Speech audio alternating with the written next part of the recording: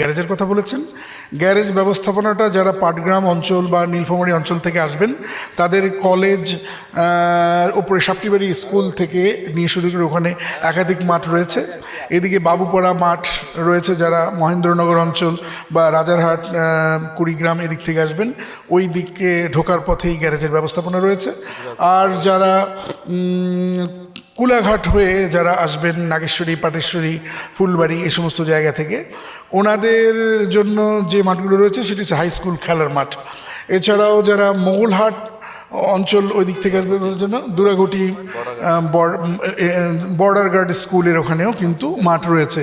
তো অনেকে ভাবতে পারে যে একসঙ্গে আমাদের বড় মাঠ নেই, কিন্তু আমাদের অনেকগুলো মাঠ রয়েছে। লালমনিরহাট এমন একটি জেলা যেখানে রেল ডিভিশন এবং দক্ষিণ এশিয়ার মধ্যে সবচেয়ে বড় বিমানবন্দর হবার কারণে প্রচুর পতিত জায়গা আমাদের ছিল, কিন্তু আবাদ বিবেচনায় মানুষের আলু আবাদের বিবেচনায় আমরা করেছি। কিন্তু আমাদের মাঠগুলো বেশ ঐতিহ্যপূর্ণ মাঠ, যেমন এটি একটি সরওয়ার্দী মাঠ, এরপরে আপনি দেখেন যে কালেক্টরেট মাঠ, সব বড় বড় মাঠ।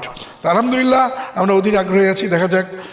সবার আগে যেটি বিনীতভাবে অনুরোধ থাকবে যে মুসলমানরা প্রত্যেকেই দায়িত্বশীল, মুসলমান যেন অবশ্যই প্রত্যেকেই নিজ নিজ দায়িত্ব পালন করে।